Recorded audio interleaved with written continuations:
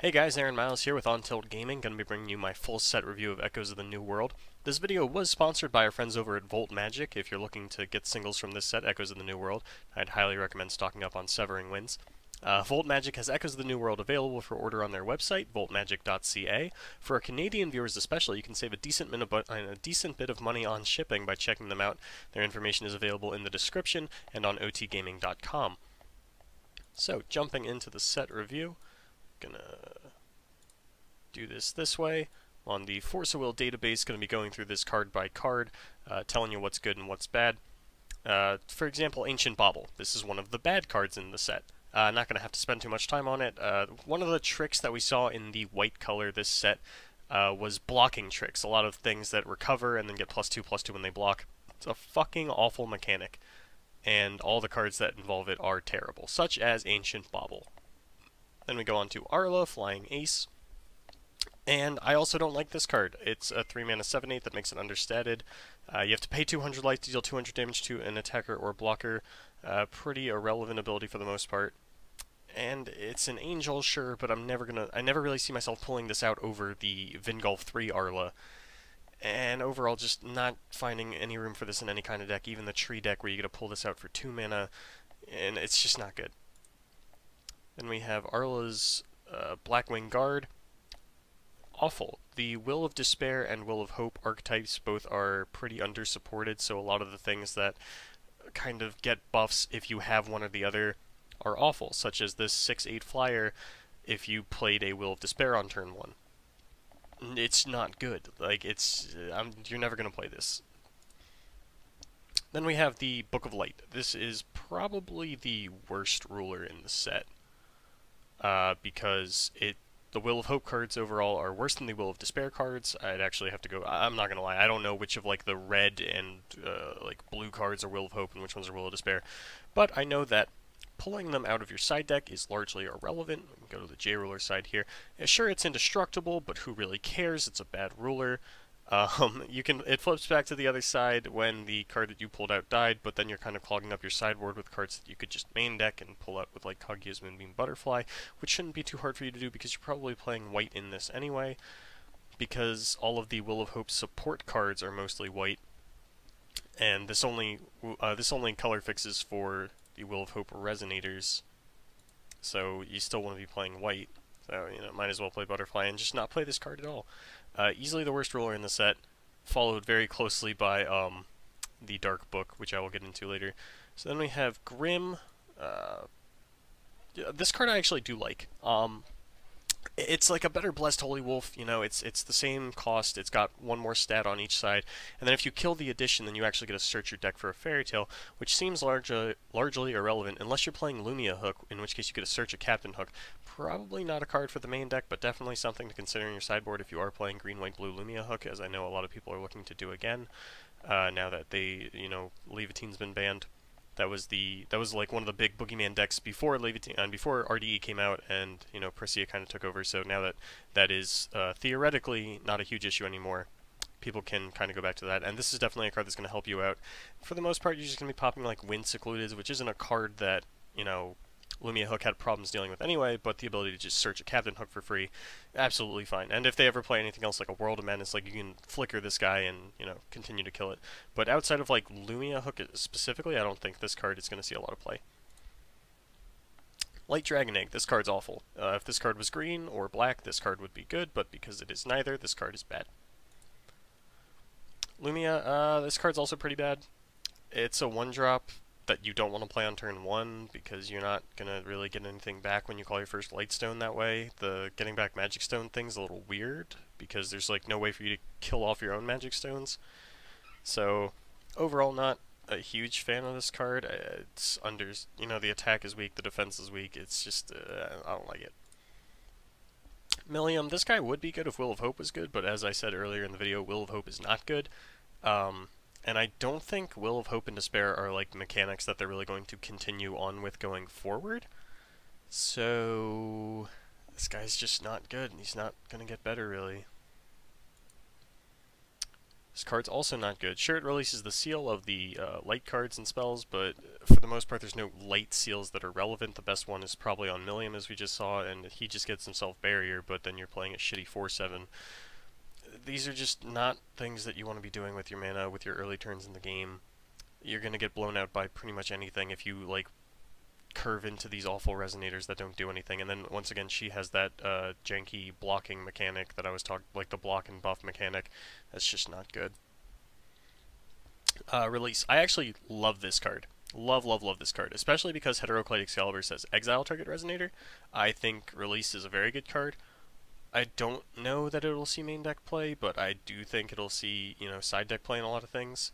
Just because, like, Frigg decks do have a hard... Like, now that Horn is gone, Frigg decks are vulnerable to Graveyard Exile, more so than, like, Graveyard shuffling back into your deck. So this is a card that I could definitely see them trying to take advantage of out of board and things of that nature. Real is Volition. This is what I was talking about with, you know, Will of Hope support being white, but because Will of Hope is bad, this card's bad. If Will of Hope was good, this card would be insane, but Will of Hope is not good, therefore this card is not good. Pretty simple flow chart there. If the archetype you are supporting is not good, you are not a good card. Such as this one. This one's awful because it's a worse Faria summon that only looks at 4 cards in your deck and finds you a bad card. Once again, it's another Will of Hope card. Like, these cards are all really, really bad. It's tapped to give something +2. When has that ever been good or relevant or anything, you know, remotely close to that? I feel like I'm really, like, breezing by these ones, but, like, this is again, like, when this card blocks, you know, buff it. Like, this is a bad mechanic. This is not things that are good in Force of Will. So this is kind of easy to blow through. You know, the white cards are generally pretty weak anyway, such as this one. Reads like a quick cast, but it's not, so it's awful. This is a good card. Zero the Kingsblade, that's a good card. Mostly because it has quick cast. If it didn't have quick cast, I actually don't think I would like this card at all. But because it does, and you can respond to your opponent trying to draw cards with things like Guinevere if they're playing Priscia, or like Tama if they're playing literally any deck in the format, then yeah, you know, you can shut it down. It's not great. It's pretty vulnerable. It's not, you know, super hard to get rid of, but it definitely does come down and do its job. And if it ever survives turns, like, it gets a little bit better. It's easier to whittle your opponent down out of cards if you're playing things like Darkstorm. You know, if they can't draw more than 1 cards per turn. So if you're playing like a white-black deck, I definitely think Zero has a very good spot in there. You know, you can just knock them down; they can't get back up. So props to her for that. As far as, like, generic things, like if you're trying to play like Death and Taxes still, you know, like that green, white, black stun deck, you probably do play like 1 or 2 copies of this card, but I really don't think this is anything you're ever gonna, like, want to play 4 of. And it is unfortunate, like, that this came out in the same set as Flute, because it does kind of ruin that whole gimmick. But overall, pretty good card. You know, I'm a fan. Zero Circle Protection. This card just costs too much mana. If it was a 2 cost, and I could call, you know, all my guys have Barrier Black, probably like it a lot more, but 3 mana is a lot to just die to Heavenly Gust, and I think people are aware that Priscia is still a deck, and, you know, she can still pump herself up with, like, Death Sights and Excaliburs, and that is still something you need to be aware of. Wind Secluded still a card. People are still playing Heavenly Gust is the point that I'm trying to get at here, and, you know, this is really bad against a lot of decks. It's kind of like a worse Wind Secluded 99% of the time. Overall, just not worth it unless you're like, oh, I lose to, like, this very specific 1 or 2 cards. Then I guess you can, like, run this card in your janky combo deck and be like, oh, I only lose to, like, Bear Magic. Then, okay, give your guys Barrier Blue. It's totally fine. But I think now that, like, Bear Magic and Heteroclite Excalibur exist, I think you're a little bit too far spread on which colors fuck you, so there's really no point in running this card over Wind Secluded. Adelbear's Crossflame. This card is phenomenal. That was a joke. This card sucks. It's 3 mana, deal 800 damage to a Resonator, because, like, I never build my deck expecting my opponent to have out multiples of the same Resonator, except for, like, Elf tokens, in which there's so many other cards that deal with that don't cost 3 mana and are red. And then Bahamut the Dragonoid. This card's really bad. For 4 mana, you either get a 10/10 flyer with +1/+1 counters, so it doesn't die to Bear Magic, or it deals 1,000 damage to a guy and is a 5/5. neither of those sound greatly appealing to me, especially for 4 fucking mana. 4 mana is like the cutoff. Your 4 mana cards should be winning you the game, and this one doesn't do that. Refarth Castle, I really liked this card initially, and then, you know, as time went on, I really thought about the implications of Seal 7. I realized that this is a very early game ability on a very late game seal cost. And since the card that releases red seals is bad, this card is also bad. Crimson Sanction, cool new burn spell. Don't think it's going to see any play in New Frontiers, but in Wanderer, this card could be, you know, splashed into the new Charlotte burn decks. That's really all I have to say about the card. Like, it's a burn spell. It's not. There's not a whole lot of depth to go into on a burn spell. Phaley. So this is an interesting card that I am not a huge fan of. It enables a lot of Umarat Tawil combos, but I myself am not a fan of Umarat Tawil like combos. I think they're a little janky. I think they're a little vulnerable, kind of hard to pull off kind of thing. And then like playing her in any deck that isn't that, the triple red cost to play her and activate her ability can be a bit taxing. Like I wanted to play this card in Fox, but then the more I looked at it and I'm like, oh my god, like I have to have 3 open red mana to play her and activate the ability on the following turn. And it's just not worth it for the most part. Like, I'm having a hard time finding a place for her to fit into the meta currently, although if she does find a home, I think she's really going to, you know, be oppressive and start to take over. So I definitely do think she's a good card. I just think she's a little out of place in the current meta that I think we're going into. This card is kind of weird because it's Dark Ritual, but you want your Dark Ritual on turn 1, and this Dark Ritual doesn't turn on until turn 5, so not good. So all of the 7 kings are bad, except Rezard, who is insane. Like 300 life for an extra 100 damage is not good, 3 mana for a 7/7 is not good. All of these things just point at bad cards. This guy's really bad too, because he's a 1-drop with conditional swiftness, and that condition is that you have to have a different guy on board, which is not what I want my 1-drop swiftness resonators to be doing. Therefore this card is bad. So Nyarlathotep's the one that releases the seals, but she's also really bad. It's like, for 2 mana you can turn her into an 8/2, and for 3 mana she can kill herself. And I understand, like, it's you can do it to a different J resonator, but like, she doesn't have swiftness. She flies, sure, but she's a flyer that's dealing either 400 damage, costing me a mana every turn, or dying to Tama. And I don't really care to be doing any of those things, especially since she's double red, so like, in order to play her turn 2, you know, I need to be playing a red deck, and the only red deck I can think of that's guaranteed to have that mana on turn 2 is Prisia, and I don't think she fits into Prisia at all, so overall, not loving it. Rainbow Arrow, this card's awful because the Awakening condition is awful, and even then this card's just mediocre. It'd be a 1-cost Flame King Shout without the cheat, but I think we have enough cards that deal, you know, like this is just a worse Lightning Strike at the moment. Red Hood, so this is probably the worst, or not the worst, the best of the 1-drop additions that every color got this set, but personally I think they're all pretty bad. This is easily the best one though because it does actually give swiftness, which is a relevant symbol skill, but I think anytime you're playing a red deck, you know, if you're going for the swiftness play and you're just playing things that have swiftness anyway, you don't want to be committing mana to it every single turn, so once again, not a good card. And then Red Riding Hood, this is the thing that you can tap to turn your shitty card into a Flame King Shout. And, you know, it's a 1-mana 4/4 until turn 3, where it's a 1-mana 4/4 that's flying and swift, and that's largely irrelevant. You can just play, you know, the Vingolf 3 Red Riding Hood, the green one, if you're playing Prisia aggro, because that's the only thing I see this being played in. And it's just a worse version of that card. This card's actually pretty interesting, Refarth's Wall of Flames, because for the most part, it's a turn 2 1000 damage burn spell, which is a shit ton of damage for 2 mana. Like, that's more than Split was dealing before turn 4. Because most people don't put out a flyer turn 1, so this might actually find its way into some kind of burn deck. I just don't know, you know, where, what kind. It's definitely probably going to be played in Charlotte Burn and Wanderer, as most of these red burn cards are. But not really finding a spot for this in New Frontiers, but I'm definitely not counting this card out. Like, it's on my radar. I'm not, like, looking for a way to break this in New Frontiers, but I wouldn't be super surprised. Actually, I would be pretty surprised if one was found. You know, I know Tree Burn is something that a lot of people are talking about, the new tree, just because it says players can't gain life, so you only have to deal 4,000 damage, and, you know, knocking 1,000 off of them on turn 2 seems like a pretty good start to that, so definitely a card I'll keep my eye on. Swordsman of Fire. This card's awful. If you go to the database, which we will, I'm gonna pull up all the Wanderers for you, because that's what this guy pulls. I should probably, you know, limit that to New Frontiers.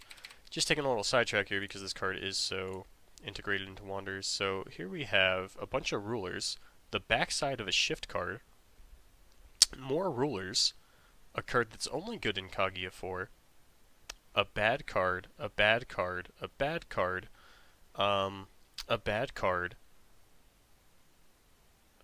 more rulers, a card that's okay but not something I really care about, you know, using with Swordsman of Flame, more bad cards. That's a bad card, that's a bad card, that's a good card, that's a pretty good card. That's a good that's a bad card, that's a good card. So we have like Dark Alice, Gil Lapis, and Valentina as like good Wanderers, and that's absolutely not enough to make a deck out of. The fact that I can play them for any will or any attribute is mostly irrelevant because I still have to play red if I want to flip this guy, which is what you want to do because, you know, he's big ass 12/12, and you know, when Wanderers come in, he does a bunch of shit, which is pretty cool. Most notably, blue draw a card, and black, your opponent discards card, because you know, the flying and barrier is pretty cool. It's not phenomenal, but it's pretty cool. 500 damage to a Resonator is probably one of the weaker ones. If it did face, I'd be a bigger fan. And then the 2 1/1 counters also pretty cool, but once again pretty irrelevant. Just because, you know, there's just not good Wanderers. If there were good Wanderers, sure, we'd have a discussion, we'd have maybe a deck, we'd have, you know, something to go off of, but the good Wanderers that I pointed out cost like 2 mana, 6 mana, 7 mana, 3 mana, like, it's just way too much. This card's bad. That's pretty straightforward. It has like no text box. That's a funny thing that a lot of people have pointed out, like the more text on a card, generally the better it is. For example, this card has 1 word on it. It makes it a bad card. This card has 4 lines of text, is somehow still bad. You know, it's just pretty mediocre. It might not be, like, awful in aggro decks. No, it's pretty awful in aggro decks. Like, I never want to play this over a Lancelot or a Sylvia or a Melgus or something. I want to deal 600 damage on turn 2. That's what I want to be doing. If he was, like, a 1-mana 0/4, maybe. You know, because then on turn 2 I'm dealing 1200 damage, but he is not. He is a 2-mana 0/8, so bad card. Yamada, I don't hate this card. I do like that it's a 12 Apostle, unfortunately. So, I love 12 Apostles. I love the archetype. I love the Gil Lapis Shift card is probably one of my favorite cards in the game. So it is with deep regret that I must admit that all of these fucking suck. The deck is not good. I thought it might be a thing when, you know, Reflect was legal and BFA had come out, but then Stealth took over, and, you know, it was what it was. For the most part, sure, this card dies to Unseen Pressure, but go ahead and try to find a deck that's actually playing Unseen Pressure. And, or, like, worst case, you could just side this card against anything that's not playing Unseen Pressure, which you would quickly find is every deck in the format, and then you would just main deck it.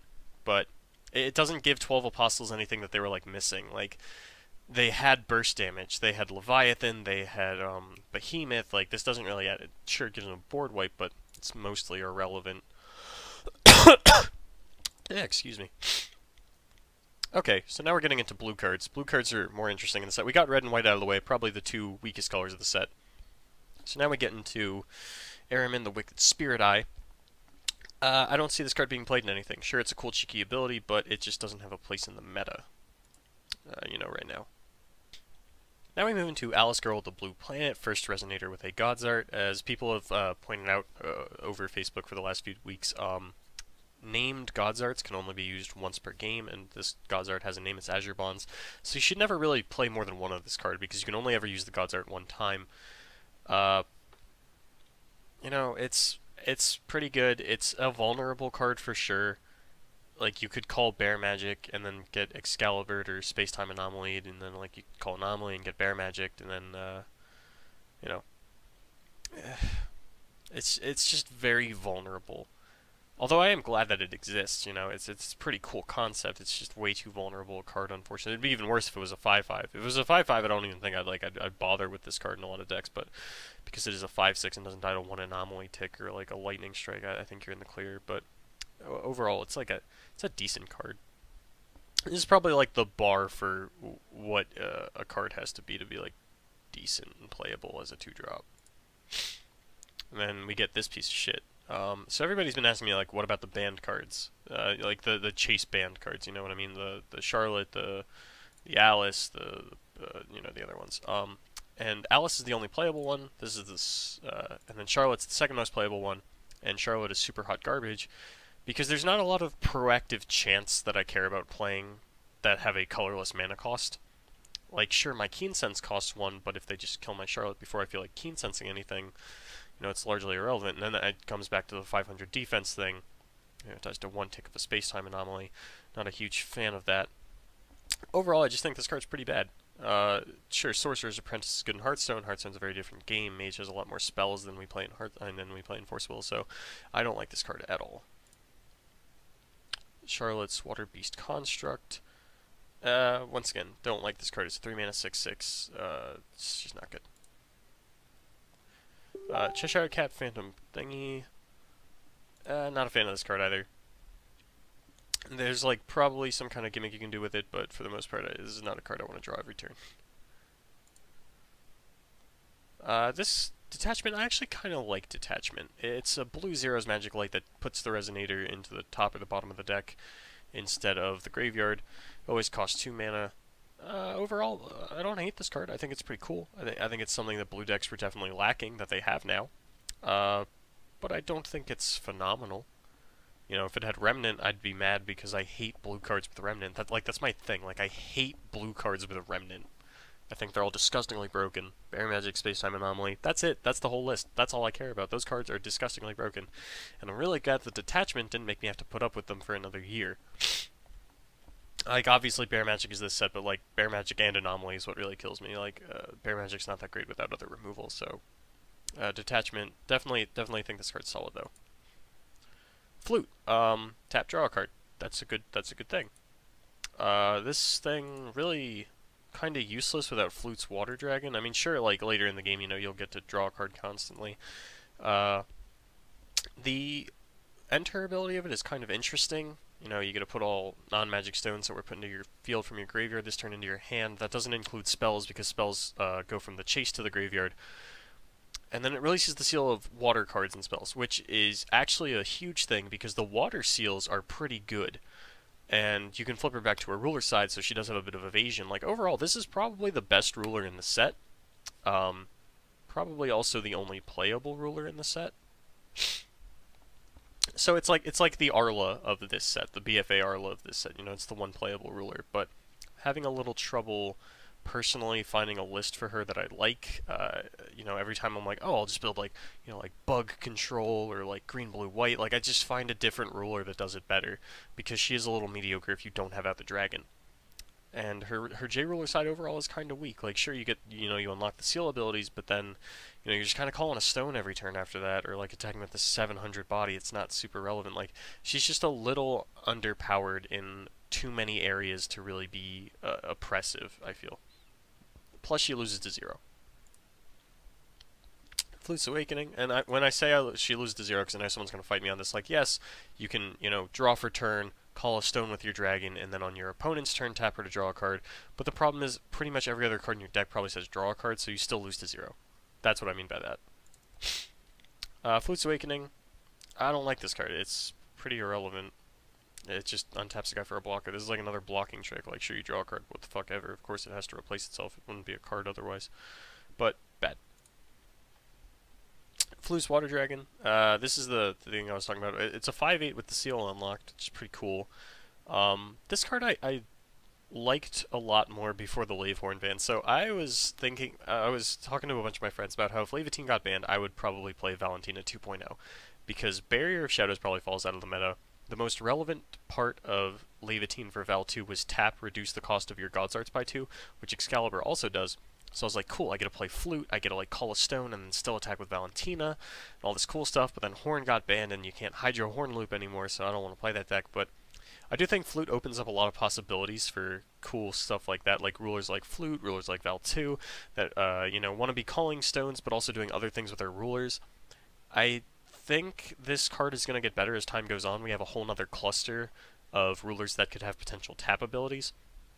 So I'm actually really looking forward to see what this card does as time goes on. In the meantime, it's like decent. It's not really good in any deck outside of Flute right now, I feel, but it's very powerful in Flute, so, you know, at least it's got a home. Luna, Magician of Moonstar, this card's pretty bad. It's basically just a 3-mana and then play an Ancient Knowledge from your hand. It's not really relevant. Just play the Ancient Knowledge. Just play, you know, Gil Alhamat and just play it with your mana counters. Luna's Attendant. I actually love this card. I think this card's really, really good. It reminds me of the Blue-White Alice of old. You know, the set 3-mana 7/7, where it's like, it's a very, very good card. I just don't know if it has a place in the meta. And, you know, cards without places in the meta, not very good cards for the most part, in my eyes. I tend to look at the meta more than like, oh, this card's good, it just doesn't have a place. I tend to focus more on things that, you know, have a place.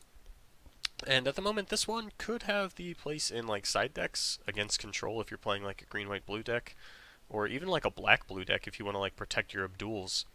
Because the fact that he gives it barrier until end of turn is actually really strong for only 1 mana.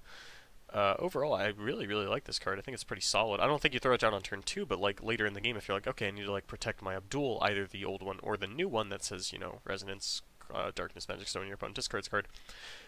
Like, Death and Taxes even could really take advantage of this card if they could find a way to play blue. I don't think they can. I know the mana base for that deck's already pretty tight, just on black, green, white, and I think you need all 3 of those colors to kind of play efficiently, but I definitely think this card's going to find a home, and it's going to be pretty oppressive. Spawn of Umar. This card sucks. This is the, you know, the blue Bestow edition, and it sucks.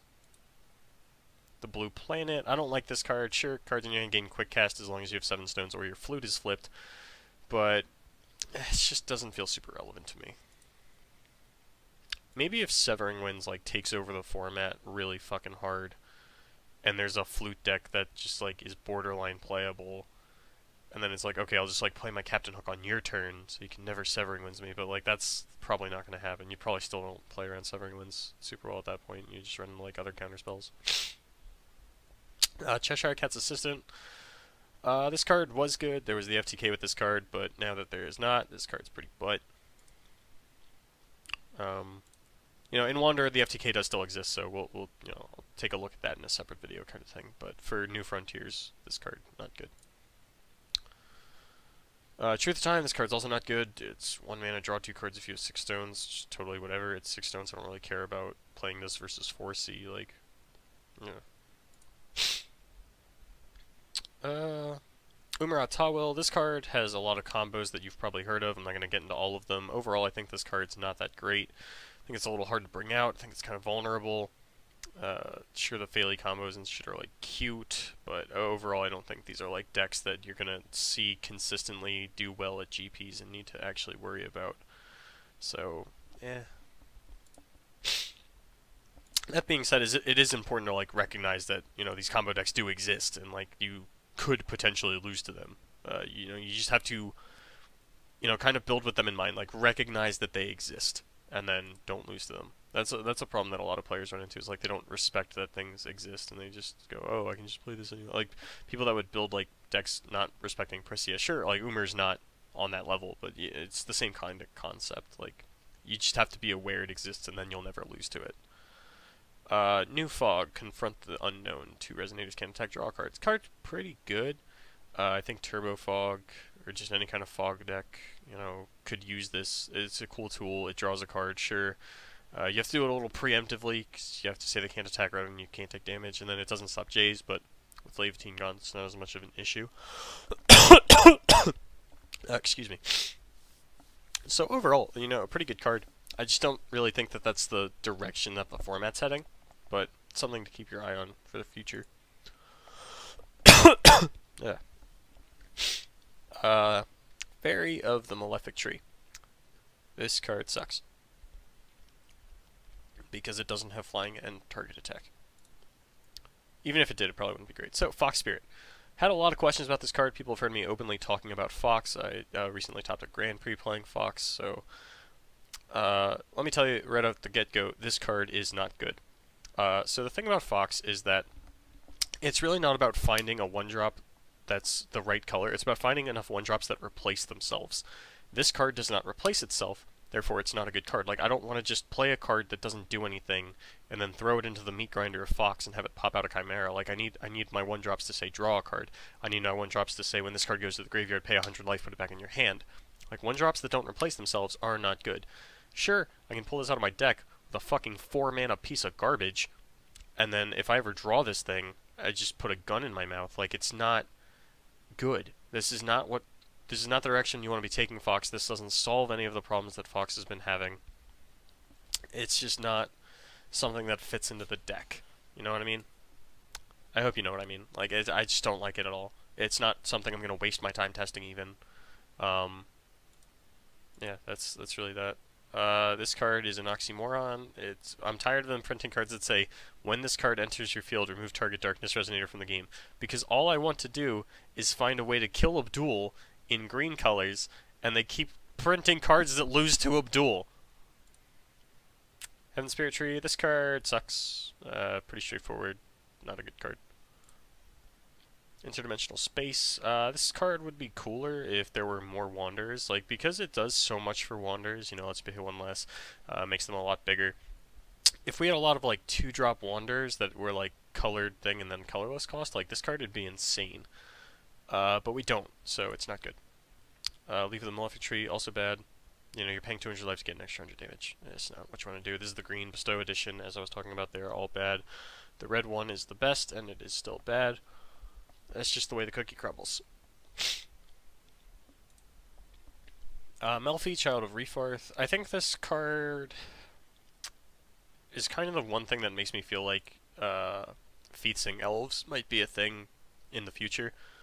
It depends on what kind of elves we get next cluster, because I definitely don't think it's a thing right now. But, you know, it's not the worst green 1-drop we've ever gotten, but I don't think it's playable right now. Prisia, ready for the final battle. I think this card just costs too much mana. Like, for the most part, 5-drops are supposed to win you the game. And by 5-drops, I mean, like, Captain Hook, Frigg, that's all the 5-drops I can name off the top of my... The Manticore, that's like Gwyber. Gwyber's a 5-drop. Drake's a 5-drop. These are cards that, like, come down and win you the game. This card does not come down and win you the game. So, not a huge fan. Elves you control gain barrier black, pretty irrelevant, plus this is 3 mana 7/7, like, it's just a, yeah. Scheherazade, I don't really like this card either. Like, I don't hate it. It is cool to have a 3 mana quick cast, and it does, like, blank out a guy. But that's pretty much only relevant on, like, I don't know, like, I can't think of anything that's super threatening that has an activate ability. Like, for the most part, everything's an enter ability, which makes me not like this card that much. And I think, like, paying 3 mana to shut down a mana dork is mostly irrelevant. I'm just not, like, thinking of it. I can't, like, think of anything off the top of my head that, like, makes this card good. Severing Winds. This card's, what's the word? Insane. This card's insane. This card's fucking broken. Play this card in, like, pretty much everything. You know, it's there's really not a whole lot to go into on this. Like, if you can't see why this card is good, I really don't have the patience to explain it to you, kind of thing. So I'm not going to spend a lot of time on it. Soul Debt, I thought I liked Soul Debt, and then I realized that, like, anytime I would Soul Debt something, I could just seal it instead. So if you're not playing, like, if you really don't want to play green-white, like, I guess Soul Debt's pretty good. Like, this might be good for, like, Fox, but even Fox just, like, Heteroclite Excaliburs, whatever they want, like, you know, you would need to find, like, a green deck that is not playing white or black. So, like, either green-blue or, like, green-red or green-blue-red, you know, something like that. Then this card, like, I guess you don't have a better answer. Sure, you can play this card, but for the most part, there's just better things out there as long as you can find the right color combination, which isn't too hard. Sun Wukong, this guy's a Wander, but he's not good. He's just not good. He's like a tempo play, but he's a weird, not good tempo play. You know what I mean? Like, it's just mostly irrelevant to bounce cards to my hand. Yeah. Like, everything's a broken enter ability nowadays, so you don't want to give those back to me. This card would be good if Wanderers were good, but as we said earlier, as I've kind of talked about earlier, Wanderers, Will of Despair, and Will of Hope are not good, so all the archetype support they all got is bad. So, Yigdor, Beast of Disaster. I actually really like this card, and I really like this card in Fox. The problem I'm running into is finding a way to, you know, play it for the first time. Because, you know, like it's just hard to get this card into your removed area, and it's really hard to cast this card the first time. These are just all things that really, it just doesn't add up. Like, if this card said when it, you know, when it dies, it goes to your remove area, but it doesn't. So it's like, I wish it had more lines of text, because at the moment it just doesn't do enough. It doesn't help itself out enough, you know? It doesn't say, hey, play me, because I can do all these cool things. It's like, I can do one cool thing, you just gotta, like, help me get there, and it's like, sorry, buddy, I got, like, 40 other cards that help themselves get there. You don't, you know, don't have room for it. Yggdrasil. I actually, kind of like this card. I think it's a little weird that it's, like, green-black to tap and put it in, since it only energizes for green. And out of the 7 Kings, Rezard's the only good one, and I really don't like playing 60-card decks. So, like, this is a card that, this is like a ruler that, like, I'm gonna keep looking at and just never find anything for. Overall, I think it's really bad, but based on the other rulers in the set, it's, you know, probably the second best. Like, I think it goes like Flute, Tree, Red Guy, and then Black Book, and then White Book. But still, overall, pretty not great. Abdul, I think this card's kind of cool in Fox and nothing else, and even then, like, I think it's just a little too vulnerable in Fox. Like, I could see you, like, playing this card and then making a Chimera, and then, like, oh man, you get a lot of value, but, like, if you ever do anything that isn't that, card's kind of mediocre, and you have to hit 2 Blackstones, so if you're playing, like my stone lineup in Toronto contained 2 stones that were not Darkness Stones, so, like, that's kind of hard to guarantee yourself getting 2 Darkness Magic Stones to really get the full value off of it. It's not like a bad card, I just think it's a little slow. Even if you get, like, the nuts play with it, it's, I don't know, it's just, I mean, obviously, like, if you get to go, like, play this Call of Stone, make a Griffin, you know, you're living the dream, but, you know, your opponent discards 3 cards, but I don't think that happens very often. So it's a very good best case scenario, it's just, you know, outside of the best case scenario, this thing's a little mediocre. Ambition to Lapis, this card's bad. Like, it's chance speed, and it's 1 more mana than Space-Time Collapse. Book of Dark, same thing with Book of Light, this card's not good, it doesn't do, you know, good things. It's bad. Corrupted 1-Inch Boy, so there was a big debate about whether or not, like, when a card is declared blocked, because in the old CR, I believe it said something along the lines of, if the blocker dies, the card is no longer blocked. But I think they either changed the wording on that or just ruled it that basically if this card, if anything ever declares itself as a blocker against this card, your opponent doesn't lose any life, so, you know, not good. Dark Alice. I really like this card.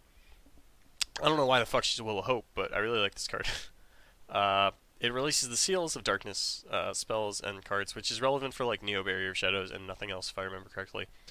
But I really like that she synergizes with the, you know, any kind of +1/+1 counters to give herself all the stuff. I like that it happens whenever she leaves the field, to get the 1/1 or to get the 1/1 shadows.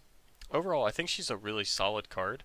I just think we're not going into a heavy creature enough format for this to be relevant. And I think overall, for the most part, she's just a worse Rezard.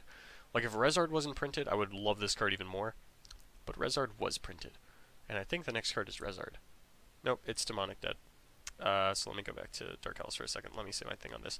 So, mass exiling your opponent's grave is really good against a few decks, and not every deck, which makes me think, like, oh yeah, you can just, like, side deck this card, but Rezard still seems better for the most part, because the big thing that comes to mind when you're like, oh, I can exile all of my opponent's Resonators from their graveyard, you think, oh, Fox. But Rezard exiles their Killing Stones as well, and that's really what you want to be hitting. And because there's no more horn for them to just be like, oh yeah, put everything back. Like Rezard's even better. I don't know. Like this card gets outclassed by Rezard. Although I could see it being played in Fox pretty much exclusively, just for the mirror and because it is the one that takes the most advantage of the 1/1 Darkness Shadow tokens. But we shall see. Demonic Dead. You know, pay 500 life, bring it back. I would have really liked this card, but I think there's just too much graveyard hate that got printed between like Rezard and Dark Alice that I don't think this card's ever gonna get his day in the sun, unfortunately. I did really have high hopes for this though, but you know, 500 life is actually quite a bit when you mix in like Rezard and Heteroclite Excalibur into your deck, which you are probably playing. And you get Excalibur. This card's bonkers. This is probably my favorite card in the set. It just does so much. So much. It says kill Abdul, and it says kill Abdul for 1 mana. And it says kill anything that's not Abdul for 1 mana. Most notably, like, Izanagi. And that's just beautiful. And it exiles it, which is even more beautiful. And this card's broken. I love this card. Mikage, I don't love this card. This card's not broken. You see this, like, look. Kill a guy, 1 mana. 3 mana, do fucking nothing. Pay a bunch of life to just do nothing. Absolutely nothing. Like, sure, he gets bigger when you kill things, but he doesn't come in and kill anything. Like, he just -1s it, not -1/-1s it. So, you know, pretty irrelevant. Not a fan of this card. Neo Barrier of Shadows, I fucking hate this card. Like, I hate that this card was printed. Because your opponent pays 1 more to play activate abilities, like, obviously that shuts off, mana dorks, and, you know, other things. This combined with Abdul is really obnoxious. And then when you get the seal unlocked, which you can do if you just play Dark Alice, which is why I think Dark Alice might see play, if people are playing Neo Barrier Shadows, they can't play anything that's not a will ability. Like, I could definitely see Fox playing this, and then, like, trying to ramp up to 8 stones in the Fox mirror and just trying to sit there without making any more chimeras so their opponent can't Fox. But, you know, overall it's kind of a weird card because unless you get to the seal, this card's really bad against a lot of decks. But, I don't know. We'll see how it goes. This is, like, it's one of those things I'm not thinking too hard about. If someone else figures it out, sure. I'll see how the meta shapes up. But, for the most part, first part, not so great. Second part, broken as shit. Like, this is broken against everything. This is broken against, some things. This card sucks. It's like a worse Serpent of Mikage. This card... Yeah, once again, like, you're just paying more life than you're getting for value. Like, 200 life for a 1/1. And only 3 times per turn is, like, so fucking random. Like, I get to pay 600 life to deal 600 damage to you. I don't like that. You know, it's not good. Rezard, King of the Damned, my fucking boy. This card's broken. This card gets to destroy Frigg decks, destroy Fox decks, destroy Remnant cards. Whoops. And then he gets bigger for each of your dude that's removed. And because he can hit either graveyard, like, he gets to dodge removal by just removing something from your grave and becoming a 6/6.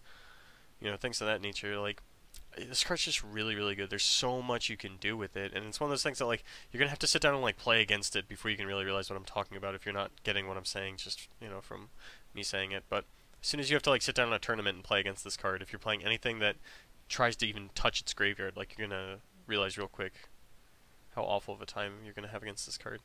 And it's Rezard, so, like, I love Rezard. Schrodinger's Box, this is, once again, one of the Bestow editions. It's not good. This card fucking sucks. It's like a 12/12 if you have 6 stones. Like, who gives a shit? You don't do anything else. This card's also awful because Will of Despairs are awful. Final Battle. I don't like this card. This is probably the card I'm going to spend the most time talking about because everybody loves this card and I don't like this card. So, let me say my piece on this. So the most that you can do without paying any life is -9/-9 to your opponent's board. I think that you're looking into a meta where we're going to be dealing with very aggressive decks and decks that summon huge guys. Those are like kind of your 2 caveats. Like decks that summon like 8/8s, 10/10s, 12/12s, and then decks that like kick the shit out of you, like Priscia. Excuse me. So The big thing that I was thinking going into Echoes of the New World was that, like, oh, Fox is going to be a very good deck. And it's very easy for you to be like, oh, like, I'll wipe Fox's board, and then Fox goes, oh, never mind, I'm just going to make a 12/12 flyer. And, like, you're not about to pay 2,400 life, or, like, 2,000 life if you want to put more mana into it, in order to, you know, deal with that. This is just another one of those examples of, like, cards I don't like because the life cost does not match up to the actual value. You're never going to really want to or get to resolve more than one of this card, which makes you only want to play one of this card. Because seeing multiples would be irrelevant because the first, you know, once you play the first one, you've paid so much life probably that, you know, you never really want to play it again. And then if this card ever gets countered, you're fucked. You know what I mean? Like, you're like, okay, he's got out, like, let's say my biggest guy is Abdul. You have to pay 1,200 life to kill that Abdul, if you only want to pay 1 mana. And if I counter that, like, you're just out 1,200 life, I still have the Abdul. Even if you do it, like, that's 1,200, you just ate a Gwyber hit to kill my Abdul. Just play Heteroclite Excalibur. Like, for the most part, decks aren't pumping out so many threats that individual removal is you know, inefficient against it. Like, they throw down an Abdul. You don't have to fucking board wipe them to kill the Abdul. You can just Excalibur the Abdul. And now every color has a way to deal with Abdul, except for green. Like, sure, you got Soul Debt and you could seal it, but, like, green's still gonna have a hard time. That's why you can't play a mono green deck. That's why you play other colors. You play black, you play white, you play red, you play blue. All 4 of those colors, pretty much everything but green, has a way to actually kill Abdul off the field. You know, blue has Bear Magic. It's a pseudo way. You gotta figure something else out from there, but overall, I just do not like this card. I think the life cost is way too high for the -1/-1. Just not a fan. Not a fan. Also not a fan of this card. All 3 of these abilities, well, 2 of these abilities suck. Destroying something with 200 loss attack is cool, but only if you can guarantee this card on turn 2. And you can't, so it's just one of those things that doesn't translate to the late game well enough. Dawn of the Earth. This card's fucking broken. All 3 of these abilities are extremely good. I think the second one is my favorite, the first one's my second favorite, and then the last one is the last one. But I've done a bit of playtesting with this card, and just trying to say the second part, I'm like, okay, yeah, recover my guy, give him +2/+2, make him untargetable, and draw a card. Like, that's 4 words. Like, 4 individual abilities that are all relevant for 2 mana. And then the first ability's so fucking good. You know, exiling something instead of letting it come into play from somewhere outside the field. Like, that's really, really good. I love this card. This card's so good. Gil Lapis. You know, I looked through the black and white chance. There's not a whole lot of great 1-cost chance outside of, like, Heteroclite Excalibur. So I don't, you know, I'm not in love with this card. Like I am with Dawn of the Earth. But overall, you know, not a bad card. I think it's going to be a little awkward for it to find a place in black-white. Like, all the black-white cards that came out in RDE were pretty underwhelming, and definitely don't fit into Ultimate like we thought they would, so we'll have to see where this goes. I don't have high hopes for it, though. Kaguya, I think this card's really bad.